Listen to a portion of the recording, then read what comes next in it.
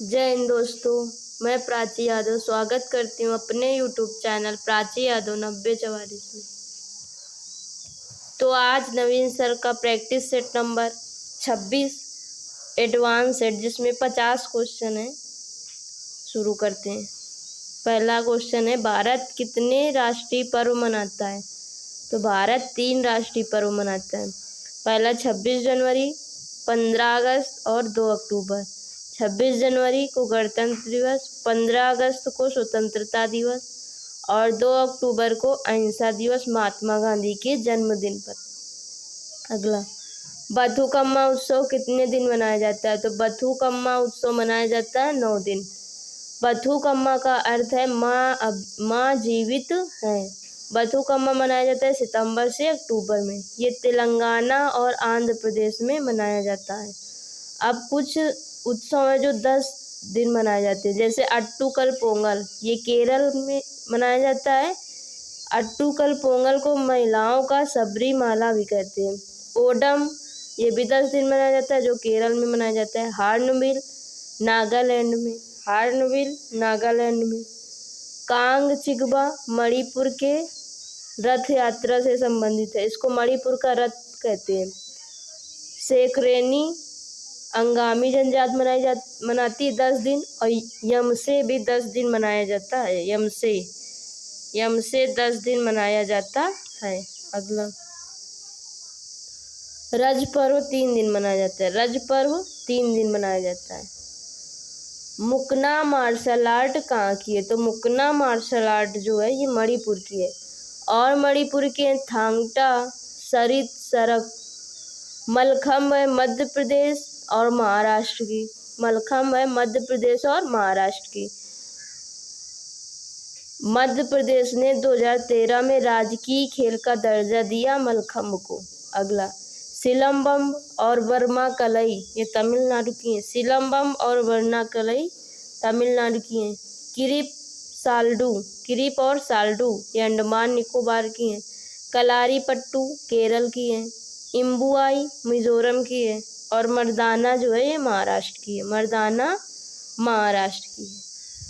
अगला, आर्टिकलेंजा नृत्य कहाँ किया जाता है? तो आर्टिकलेंजा नृत्य है ये तमिलनाडु, केरल और दक्षिण कर्नाटक में। जैसे बूटा कोला और नागराधने भी तमिलनाडु, केरल और दक्षिण कर्नाटक में नृत्य किए जाते हैं। अगला, गुजरात में किया जाता है राठ वनगेर।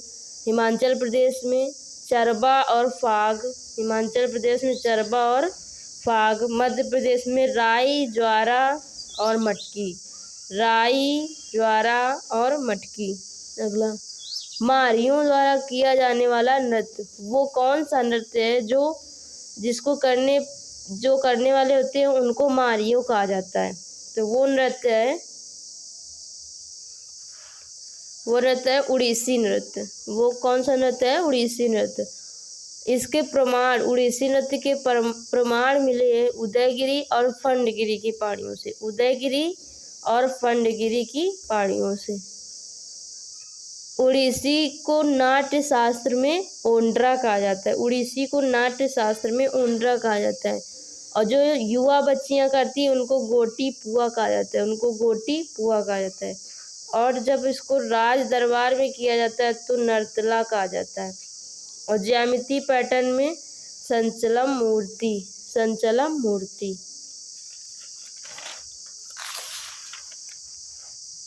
अगला, मणिप्रबलम अटुकलम भाषा का संबंध किससे है? तो ये मोहिनीअट्टम से है। मणिप्रबलम और अटुकलम ये 40 गीतों का संग्रह है। मोहिनीअट्टम से संबंधित है वी मेनन और कल्याणी अम्मा। कल्याणी अम्मा को मदर ऑफ मोहिनीअट्टम कहा जाता है। अगला, भारतीय खेल प्राधिकरण की स्थापना कब हुई थी? तो भारतीय खेल प्राधिकरण की स्थापना हुई थी 1984 में। इसका जो हेडक्वार्टर है वो जवाहरलाल नेहरू स्टेडियम न्यू दिल्ली में। भारतीय खेल प्राधिकरण का headquarter Jawaharlal Nehru stadium new Delhi में है। अगला, बीसीसीआई के पहले अध्यक्ष। तो बीसीसीआई के पहले अध्यक्ष थे R.E. ग्रांट गोवेल और 36वें अध्यक्ष है रोजर बिन्नी। 36वें अध्यक्ष है रोजर बिन्नी। आईसीसी के अध्यक्ष रह चुके भारतीय, तो पहले ये भारतीय जगमोहन डालमिया, ये आईसीसी के अध्यक्ष रह चुके हैं। आईसीसी के पहले अध्यक्ष थे कोलिन काउड्रे और अंतिम अध्यक्ष थे जहीर अब्बास। 2016 में अध्यक्ष पद बंद कर दिया गया, लेकिन फिर स्टार्ट कर दिया गया। इसका नाम आईसीसी का नाम आईसीसी पड़ा 1989 में। 1989 में। अगला, खो खो के मैदान की माप। खो खो के मैदान की माप, तो ये होती है 34 मीटर और 10 मीटर, मतलब 34 मीटर लंबाई और 10 मीटर चौड़ाई। और बास्केटबॉल की होती है 26 मीटर इंटू 14 मीटर। बास्केटबॉल में होते हैं 5 खिलाड़ी और खो खो में होते हैं 9 खिलाड़ी और बेसबॉल में भी होते हैं 9 खिलाड़ी। बेसबॉल में होते हैं 9 खिलाड़ी। अगला, कबड्डी में 13 इंटू 10 मीटर, 13 मीटर लंबाई और 10 मीटर चौड़ाई। इसमें 7 खिलाड़ी होते हैं और नेट बॉल में भी 7 खिलाड़ी होते हैं। वॉलीबॉल के मैदान की माप होती है 18 इंटू 9, इसमें 6 खिलाड़ी होते हैं। वाटर पोलो 30 इंटू 20 मीटर, इसमें 7 होते हैं। पोलो 270 मीटर इंटू 180 मीटर, इसमें भी 7 खिलाड़ी होते हैं।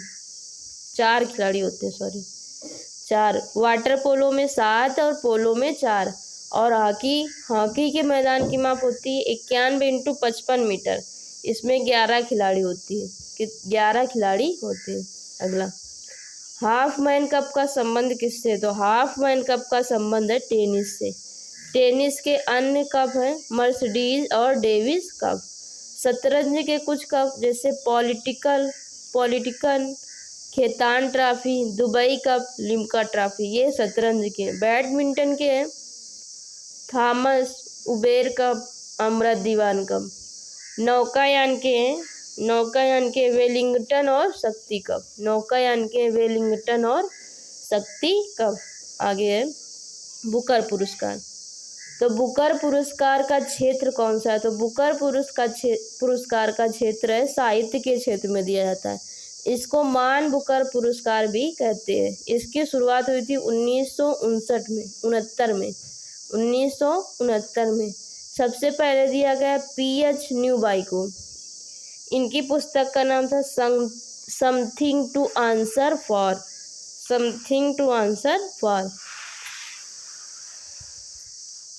और पहले भारतीय जिनको बुकर पुरस्कार दिया गया वो VR नायपॉल। इनकी बुक का नाम था इन अ फ्री स्टेट। महिलाओं में सबसे पहले मिला भारतीय महिला को मिला अरुंधति राय को। इनकी बुक का नाम था the God of small things. आगे एक होता है बुकर पुरस्कार, एक होता है अंतर्राष्ट्रीय बुकर पुरस्कार। इसकी शुरुआत हुई थी 2005 में और बुकर पुरस्कार की शुरुआत हुई थी 1969 में और अंतर्राष्ट्रीय बुकर पुरस्कार की शुरुआत हुई 2005 में। सबसे पहले मिला इस्माइल कादिरा को जो अल्बानिया के थे और 2024 में मिला अर्पिन बेग को। इनकी पुस्तक का नाम था कैरोस और इंग्लिश में अनुवाद किया हाफ मैन ने।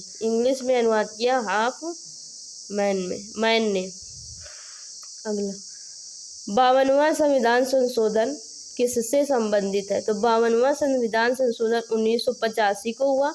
ये संबंधित है दल बदल से।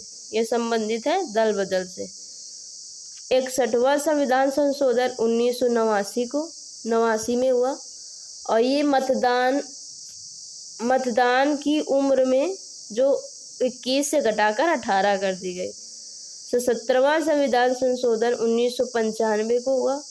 इसमें है नौकरियों में आरक्षण की सीमा। 91वां संविधान संशोधन जो 2003 में हुआ। इसमें मंत्रिपरिषद का आकार क्या होगा ये बताया गया। अगला राष्ट्रीय विकास परिषद की स्थापना कब हुई? तो राष्ट्रीय विकास परिषद की स्थापना हुई 6 अगस्त 1952 को। 6 अगस्त 1952 को। अध्यक्ष थे पीएम। इसके अध्यक्ष होते हैं प्रधानमंत्री। 1 वर्ष में 2 बार बैठक होती है राष्ट्रीय विकास परिषद की। इसमें सभी राज्यों के सीएम और ये गैर संवैधानिक निकाय है। इसका संविधान में कोई वर्णन नहीं है। ये गैर संवैधानिक निकाय है। अगला, राष्ट्रीय मानवाधिकार आयोग की स्थापना 1993। उपभोक्ता संरक्षण अधिनियम बना 1986 को। राष्ट्रीय उपभोक्ता विवाद निवारण आयोग बना 1988 को। अगला, वित्त आयोग के सदस्यों की पदावधि मतलब कौन नियंत्रित करता है? तो ये राष्ट्रपति निश्चित करेगा। इसका अनुच्छेद है 280 का पहला। राज्य वित्त आयोग किसमें? तो अनुच्छेद 243 के आई में है। वित्त आयोग में 1 अध्यक्ष और 4 अन्य सदस्य होते हैं, जिसमें 2 होते हैं पूर्णकालिक और 2 होते हैं आंशिक। 2 होते हैं पूर्णकालिक और 2 होते हैं आंशिक। अगला, वर्तमान में 16वां वित्त आयोग है, जो 2026 से 2030 तक रहेगा। अध्यक्ष इसके है अरविंद पनगड़िया। अध्यक्ष है अरविंद पनगड़िया। डॉक्टर भीमराव अंबेडकर के दल, तो इनके दल है जो इन्होंने बनाया, जैसे इंडिपेंडेंट लेबर पार्टी 1936 में बनाई। पीजेंट्स एवं वर्कर्स पार्टी ऑफ इंडिया, ये केशव राय ने 1948 में बनाई थी। केशव राय ने 1948 में। भीमराव अंबेडकर की कुछ अन्य दल, जैसे बहिष्कृत हितकारिणी सभा 1923 में मुंबई में। भारतीय बौद्ध महासभा 1955 में। भारतीय बौद्ध महासभा 1955 में। समता सैनिक दल 1927 में। ऑल इंडिया शेड्यूल कास्ट 1942 में। अगला, राष्ट्रीय राजनीतिक दल भारत में कितने हैं? तो ये हैं 6। पहला नेशनल पीपुल्स पार्टी, इसकी स्थापना हुई 1999। दूसरा कांग्रेस, इसकी स्थापना हुई 1885। Communist party of India 1964। आम आदमी party 2012। BJP party 1984। BSP party 1999। किस चिश्ती संत को चिराग-ए देहली कहा जाता है? तो चिराग-ए देहली कहा जाता है नसरुद्दीन को। महबूब-ए-इलाही ये कहा जाता है निजामुद्दीन औलिया को। इनकी दरगाह दिल्ली में। गज-ए-शंकर ये कहा जाता है बाबा फरीदुद्दीन को।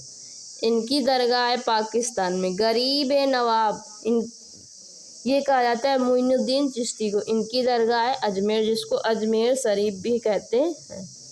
अगला, बाबर के प्रमुख युद्ध। तो बाबर के प्रमुख युद्ध है, पहला है जो पानीपत का युद्ध 1526 में हुआ, इब्राहिम लोदी। दूसरा है खानवा जो 1527 में हुआ। तीसरा है चंदेरी जो 1528 में हुआ। चौथा है घाघरा जो 1529 में अफगानों के खिलाफ हुआ। बाबर ने कुल युद्ध 8 किए थे, जो 4 तो भारत की सीमा के अंदर थे और 4 बाहर। तो काबुल का युद्ध पहले किया 1504 में। बाबर का शासनकाल है 1526 से 1530। 14 वर्ष में फरगान का शासक बना। ये इल्बरी चगताई तुर्क था। इसने अपनी आत्मकथा लिखी बाबर नामा, जो तुर्क भाषा में। और बाबर खानवा के बाद खुद को गाजी की उपाधि दी। इसने खानवा युद्ध के बाद खुद को गाजी की उपाधि दी। रूमी विधि और उस्मानी विधि, ये तोपों के संचालन के लिए 2 विधियां थी जो बाबर बाबर अपने साथ लाए। जैसे इनके जो चलाने वाले थे उसमें थे उस्ताद अली और मुस्तफ़ा। बाबर की मृत्यु हो गई 1530 में। बाबर की मृत्यु हो गई 1530 में। इसके बाद इसका बेटा आया हुमायूं। हुमायूं का जो शासनकाल था वो 1530 से 1540 और 1555 से 1556। 1556 में इसकी मृत्यु हो गई और इसको कर्मावती ने राखी भेजी थी, जिसको हुमायूं ने इनकार कर दिया था। इसने 1539 में चौसा का युद्ध लड़ा। 1540 में कन्नौज या बेलग्राम का युद्ध लड़ा।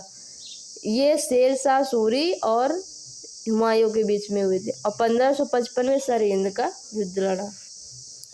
सूर साम्राज्य, तो सूर साम्राज्य का संस्थापक था शेर शाह सूरी। इसने अपने साम्राज्य की स्थापना की 1540 में। ये बाबर का गुलाम था और हुमायूं का भी गुलाम था। ये इसका शासनकाल रहा 1540 से 1545 तक। और कलिंजर किला के अभियान में इसकी मृत्यु हो गई। कलिंजर किला के अभियान में इसकी मृत्यु हो गई। जो शेर शाह सूरी था वो 67 वर्ष की उम्र में शासक बना। इसने चुनार का किला जीता 1530 में। हुमायूं ने चुनार का किला जीता था 1532 में। देवरिया भी जीता हुमायूं ने। 6 महीने घेर कर कल इसमें चुनार के किले में रखा था रूमी खान ने। किसको? हुमायूं को। अब्बास खान सरवानी, जिसने लिखी तारीख ए शेर शाह, ये शेर शाह सूरी के दरबार का लेखक था। जीटी रोड का नाम रखा, जिसने जीटी रोड रखा था उसका नाम था आकलैंड। हजरत ए आला की उपाधि शेर शाह सूरी के पास थी, हजरत ए आला। अब आया हुमायूं के बाद बाबर। तो बाबर ने जजिया करके समाप्त की 1564 में। दास प्रथा की 1562 में। तीर्थ यात्रा खत्म किया 1563 में। इबादत खाना बनवाया 1575 में और 1578 में बंद करवा दिया। मजहर पर हस्ताक्षर 1579 में। दीन ए इलाही 1582 में। अगला जयमल और फंता योद्धा, ये किसके दरबार में थे? ये थे राणा उदय सिंह के दरबार में, जो चित्तौड़ के राजा थे। अब अकबर के कुछ युद्ध। अकबर के युद्ध थे जैसे चित्तौड़ विजय इसने 1567 में। रणथंभौर विजय 1569 में। बीकानेर 1570 में और जैसलमेर 1570 में। इसने गुजरात विजय 1572 से 73 में की। गुजरात विजय।